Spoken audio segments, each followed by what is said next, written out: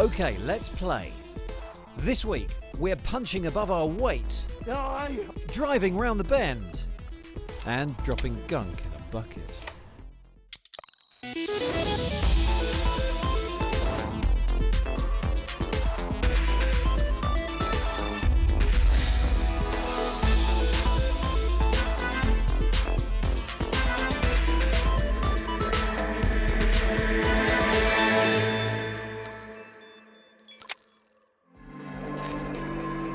Right, let's see. Dragons. Check. Singing pirates. Check. Orcs. Yep. All of which can only mean it's time for E3, the world's maddest video games expo in the heart of downtown Los Angeles. This is where new games are launched and new hardware is lauded. It's always big, loud and bright, but this year, for the first time, it's not just open to those who work in the games industry. 15,000 members of the public have also been allowed in, each paying up to, get this, $250 for a ticket. You do the math. All of which means things have got a lot busier. Personally, it hasn't affected my enjoyment of the show at all. But the question is, are this year's crop of announcements worth the wait? Now, how exciting E3 is very much depends on whether the big console manufacturers have any big announcements or not. And this year, Microsoft generated the most excitement by announcing a new console. And Mark Chislak got hands-on.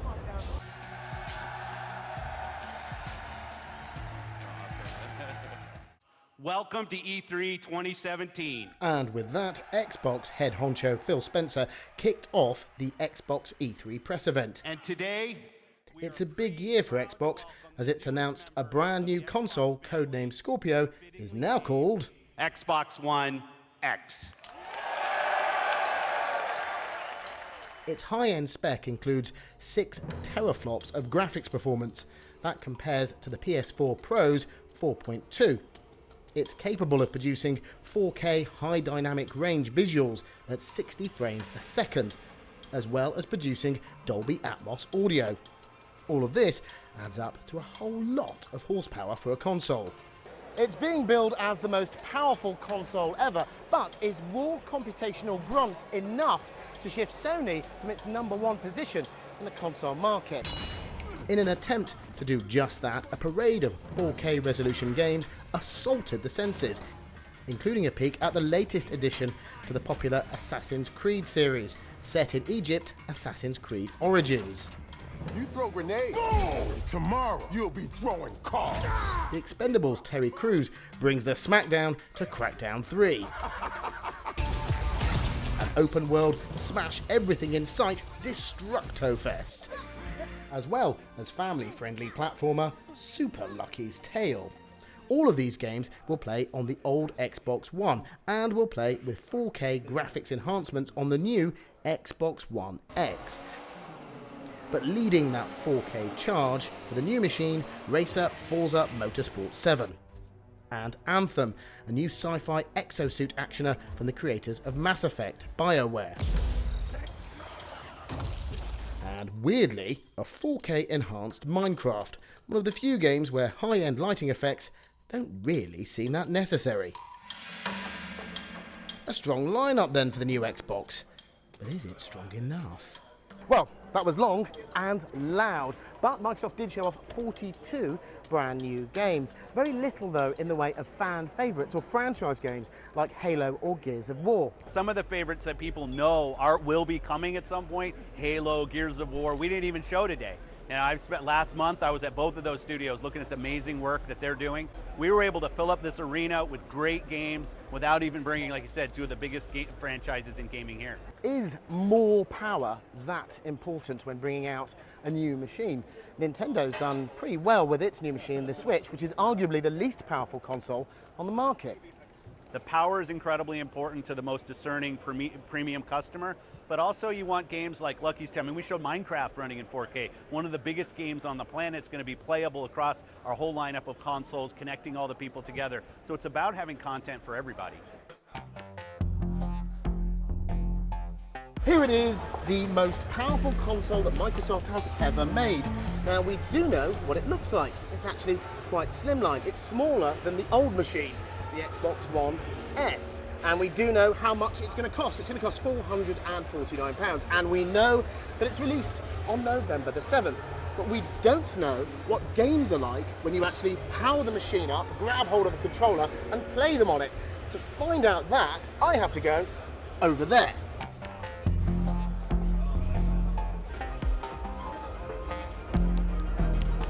Okay, now you might think that my driving here is a little bit scrappy, but there's method to my madness. By damaging the car, I can see the additional level of detail that's added. You can see individual raindrops. There's an absolute smorgasbord of different weather effects going on here, all of them to show off what this machine is graphically capable of. The first time that I've played a game on the new Xbox One X, and I've just played Forza Motorsport 7. It's probably the most recognisable of all the titles that are going to launch with this machine when it comes out later on this year. What can I say about it? Well, graphically, it's absolutely fantastic. It's a beautiful game to look at, as you would expect, because it has 4K resolution.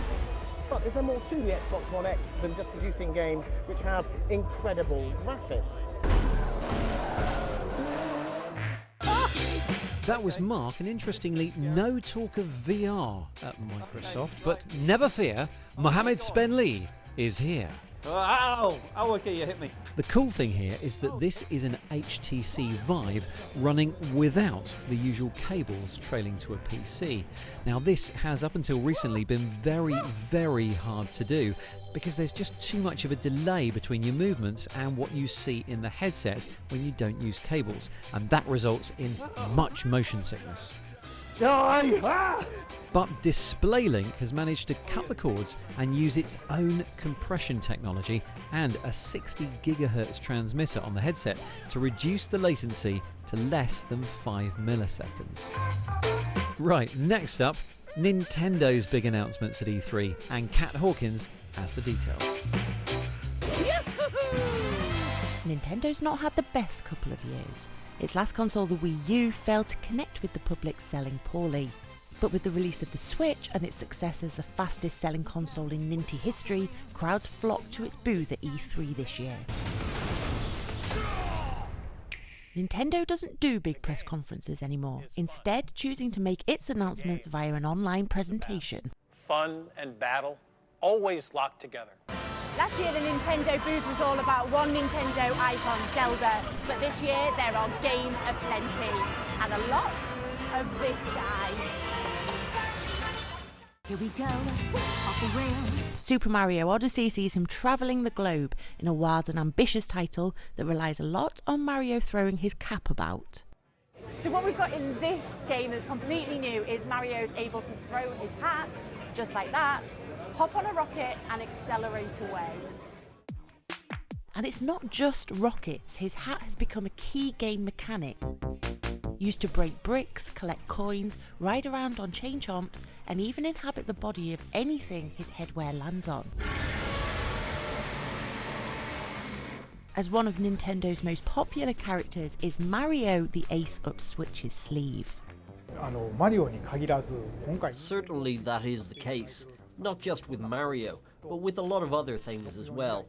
We've heard from people who maybe haven't played a Nintendo system since the N64. Some haven't played since the Super Nintendo, but they have those wonderful experiences from childhood, and they see something in the Super Mario Odyssey that will pull them back in, and that's a wonderful opportunity to bridge to a lot of new experiences that we're offering as well.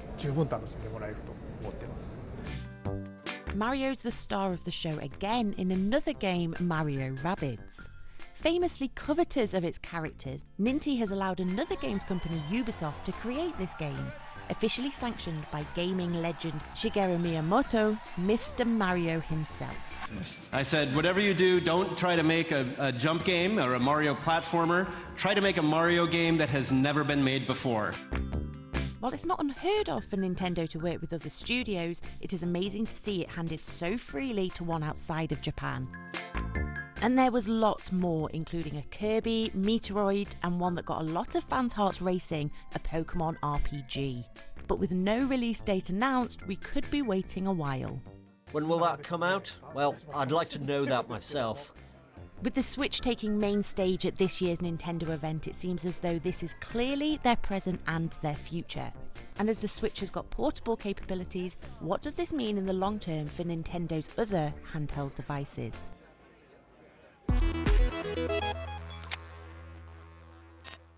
Hello and welcome to the Week in Tech. It was the week that Apple's Tim Cook revealed the company's developing a self-driving car system. Roaming charges ended for UK mobiles within the EU. Just make sure you read the small print. Following months of scandal and reports of sexism and harassment within the company, Uber's CEO Travis Kalanick announced he will be taking a leave of absence. And a BT ad featuring Ryan Reynolds was banned after claims over its great value were found to be misleading by Britain's advertising watchdog. Sleep tracking device Hello says goodbye. Despite raising £1.9 million in crowdfunding, followed by a staggering $30 million further investment, it's curtains down. A robot has been composing its own music. Researchers at Georgia Institute of Technology have been working on Shimon, the marimba-playing bot. It uses deep learning to create its own works, after having listened to over 500 tunes and millions of segments of sound from artists including the Beatles and Beethoven. And finally, ever thought fish don't hold enough power in this world? Well, tech artist Neil Mendoza's latest work has created a solution. As Smashy swims, he's tracked by a webcam with software calculating the velocity needed to translate his moves into powering the hammer. Apparently, it empowers fish to break people's stuff.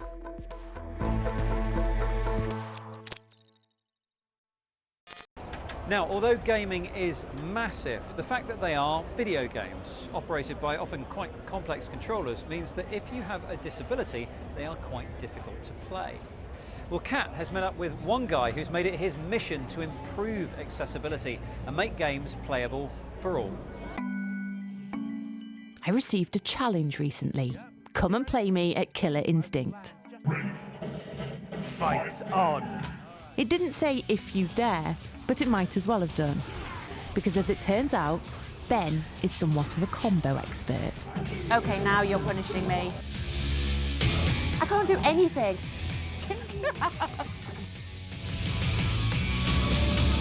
Ben, have mercy. This is unbelievable. Just unbelievable. Ben has just taken me out in about 20 seconds. I could have done it quicker than that if I didn't screw up my inputs at one point. We're playing Killer Instinct, a 5-year-old combat game. It's a big esports title with players competing for millions of dollars each year. But it's not only its popularity that makes this game stand out. So there, Kathleen's blocked low. And the only reason I know she blocked low was because I heard that thunk sound that you heard there. Ben is relying on his hearing because he's blind, which makes this win even more impressive. If you throw a fireball, it travels, and that rather satisfying connection sound at the other end when it hits the opponent. When I say, you know, do you realise you're fighting a guy who can't see? They're like, no, I did not realise at all. And they're like, how does this work? And then that starts conversations in itself about how games are and aren't accessible. And you're passionate about taking that conversation further now? I think it needs to go further because gamers without sight are kind of being left in the dust. Things like being able to tell your friendly team and your enemy team apart, you know, so different footsteps.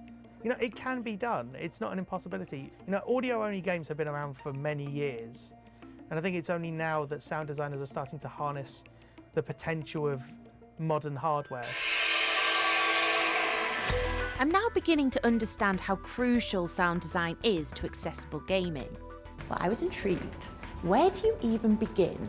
And what if the thing you're designing for is as iconic, visceral, and downright scary as Alien?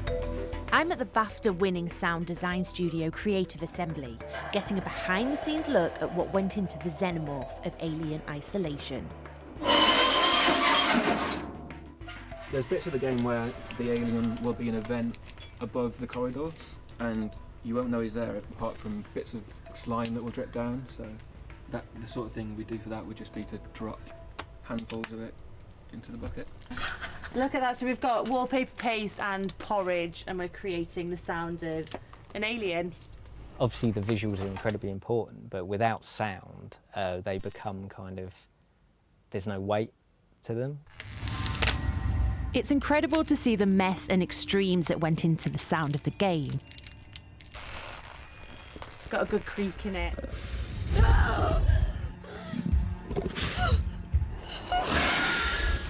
But despite all this, someone like Ben would still struggle to play Alien Isolation. And the reason for that is the menus are not visible to him. Visit at home, episodes, clips, gadgets, Spencer Kelly, about click. On the web, a screen reader speaks out the menu options. It took years of the internet before accessibility features like this became commonplace, and it's still not 100%. And as for games consoles, currently blind gamers have to memorise the menus within games. So that's what the real big barrier is the middleware. The tools people use to make games aren't compatible with the software that blind people use to operate technology. So if that barrier could be solved and removed, then you see a big increase in the amount of blind accessible games there are. Ian Hamilton has produced accessibility guidelines for games developers. His mission is to make gaming more inclusive. Accessibility's job will be done when people stop innovating with technology. And I think there's always going to be some kind of new barrier that needs to be overcome. Ian has been working with people like Ben for years, but it is really now down to the console makers to bring about change. We want to make sure the games and consoles that we build are accessible to any kind of player, whether it's somebody who has sight issues, hearing issues. We're working with APIs with our controller. We announced co-pilot mode where two people can use two controllers to play one version of the game, so if somebody maybe can't use all of the buttons there. Microsoft is really leading the way now when it comes to accessibility for blind gamers. They've released a new text-to-speech API, which means for the first time, in-game menus will be read out. Let's see what Ben thinks about this news. If other developers, so Sony, Nintendo, anybody else, want to make their content more accessible using in-game menus and spoken UI elements, that's brilliant.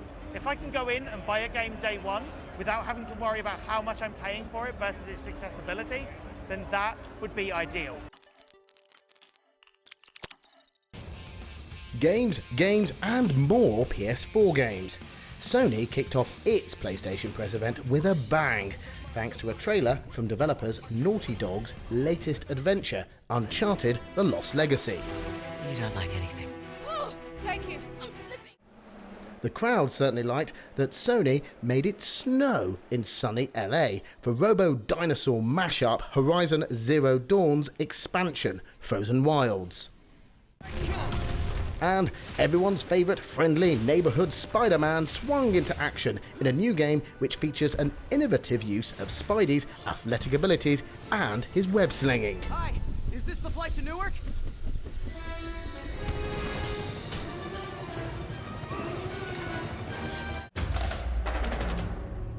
And unlike Xbox, who didn't even mention VR, PlayStation renewed its commitment to techno welding goggles, virtual reality, by showing off a host of VR games, like platform adventure Star Child.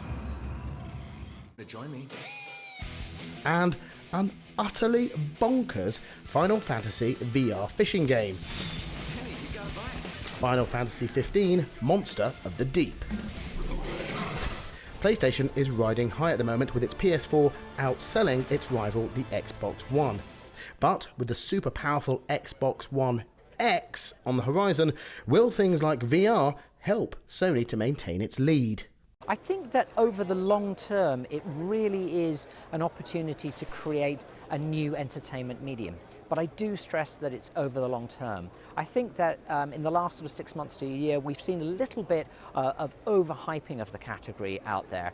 Certainly not by ourselves. We saw this as the start of a very long process of bringing VR into the mainstream. You'll see lots more technology innovation. I think content makers, game makers and others, including folks that are making television programs, they're really only starting to just learn what the tools are to make really good VR content. Microsoft has launched the Xbox One X yesterday. It's an enormously powerful machine. Is Sony in danger of being left behind in terms of producing the most powerful console out there? You know, I think that the consumer will have to look at both systems and, make a comparison. I think obviously there is a significant price differential between the two units, which I think plays somewhat towards our advantage. And I also think that with PlayStation 4 Pro, you get some additional tangential benefits if you're interested in VR. So suffice it to say, Mark, that I think overall we're very confident where we stand right now.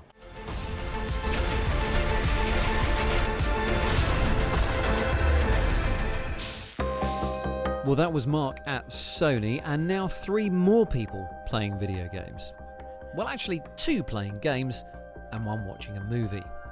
All on the same screen. But depending on where you sit, you get a different view. The secret is actually in the special reflective screen, which only reflects the light from this projector straight back in this direction. That means no one else can see this, and in fact you can have a load of projectors all shining different stuff at the screen, and each person only gets that light reflected back. The result is okay, but I have to admit I could see traces of the other viewers' images, so maybe there's a bit more work to do here. Now, there are a few things that you can guarantee at E3 every year. Bright lights, lots of noise, and lots of sequels too. These are the fan favourites, which seem to get a new iteration every 12 months. And it's long been said that these franchises are in danger of getting repetitive. But this year, some franchises have thrown up a few surprises. Video games publishers like movie studios love a sequel. It's easy money. All you have to do is take a popular title, make a few tweaks to it, and then push out an annual refresh. Money in the bank. However, at this year's E3, there are a couple of sequels which are having to work a little bit harder than usual. Time to show what you're made of, soldier. A good example is Call of Duty. Gone is the fan-polarising sci-fi settings of the last couple of games, and it's been replaced by the period in history which originally inspired this series, the Second World War.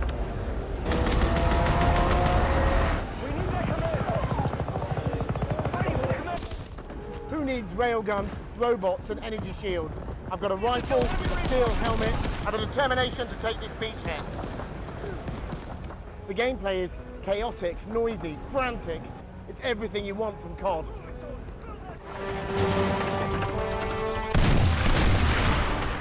And that's it from Click at E3. We are back in the US next week. In the meantime, you can follow us on Twitter at BBC Click and on Facebook too. Thanks for watching, and we'll see you soon.